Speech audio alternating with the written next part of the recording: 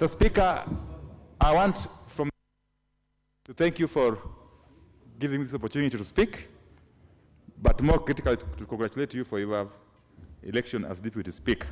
Mr. Speaker, three things.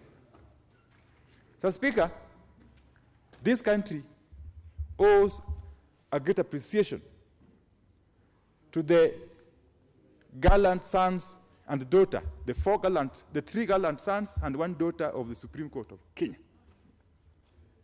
The four Supreme Court judges that made history on the 1st of September by choosing to be on the right side of history, Mr. Speaker. Mr. Speaker, on the 1st of September, when the Supreme Court made that historic judgment,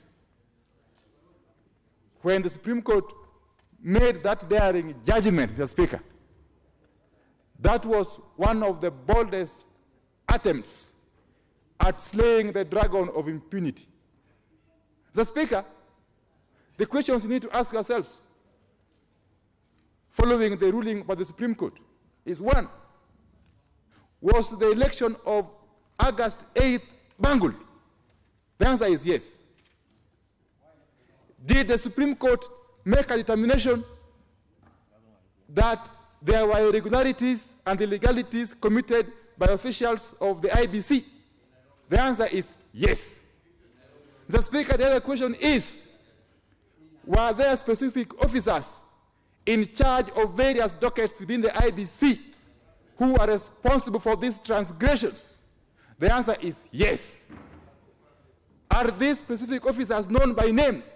The answer is yes. And that is why we as NASA, and I must admit that we are ready for elections anytime, any day.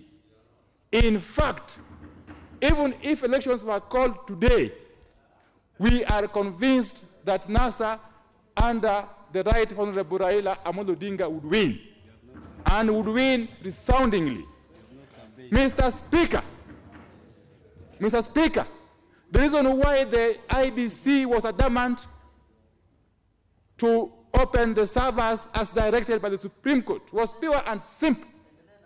It was pure and simple in the sense that from our own tally, the Right Honorable Raila Amolo Odinga garnered 8.7 million votes against Honorable Uhuru Kenyatta, who garnered 7.1 million votes. So the Honorable Raila Amolo Odinga actually won these elections by a whopping 1.6 million votes. And that is why, and the agent Honorable... Order, there are several members who have pressed intervention.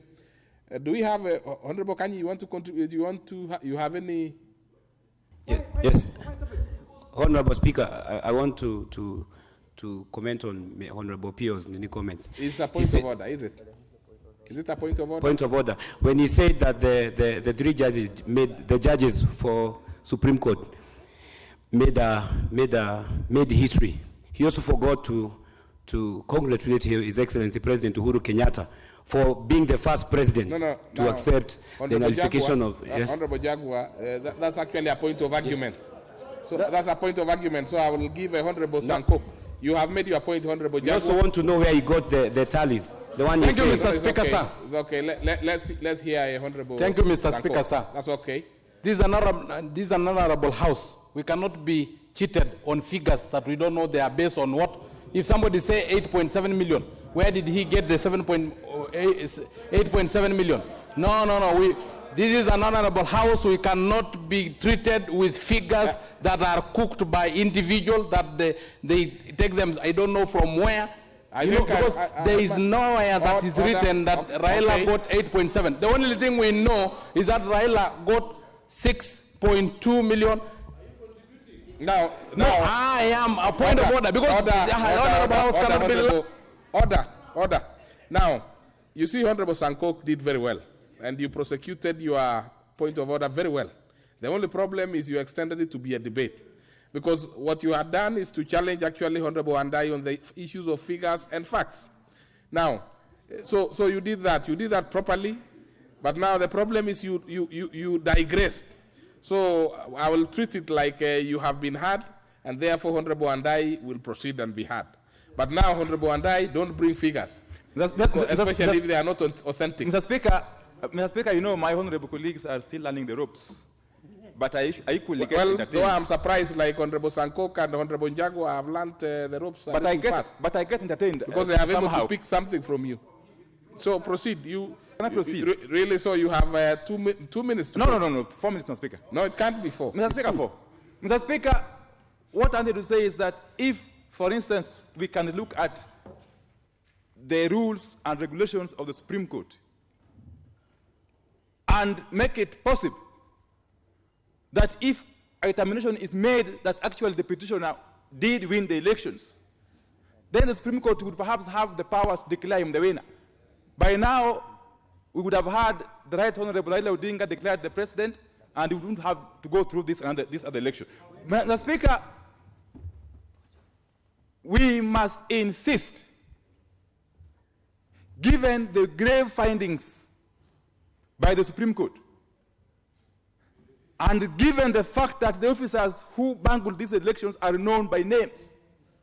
In fact, Mr. Speaker, the Supreme Court did not need to go any further than declaring that there were irregularities and illegalities in that election. Because the moment they declared so, it was clear who were culpable. Mr. Speaker, it is on that account that we cannot afford to have another election run by the same fellas who bungled the 8th of August elections. And that is what has informed, Mr. Speaker, the campaigns that have started today. The campaigns which entail peaceful demonstrations by Kenyans of all walks of life. Mr. Speaker, I must thank the Kenyans of goodwill who turned up in large numbers today to carry out peaceful demonstrations which remained peaceful until the police disrupted them. Mr. Speaker, I want to also confirm here that those demonstrations will continue. And come next week, on Monday, we shall be back. And from next week, it will be on Monday and Thursday, Mr. Speaker. Mr. Speaker, demonstration is a constitutional right that nobody donates to us. Mr. Speaker, finally, I heard Honorable Uhuru Kenyatta demonize demonstrations yesterday in some rally in Eastern Province. Mr. Speaker, we must remind Honorable Kenyatta that he is a beneficiary of past demonstrations. That the Kenyans who took the bold step demonstrate in the past to open the democratic space made it possible for him to enjoy the trappings of power that he so much enjoys, including some members in this house who couldn't have made it to this august house without the sacrifices made by those Kenyans who demonstrated to open the democratic space. Mr. Speaker, this house must go down in history as a... Okay. Honorable Gikaria, member for... Mr. Speaker, thank you. I'll be very, very brief. Mr. Speaker, I just want to commend the committee for having come up with these proposed amendments, the standing orders. Mr. Speaker, I just want to speak to 2 matters. One, Mr. Speaker, is the proposal on standing order 178. But even before that is, yes, on the proposal of standing order 178. Mr. Speaker, it is indeed commendable that we are reserving the leadership of the committees of public accounts and PIC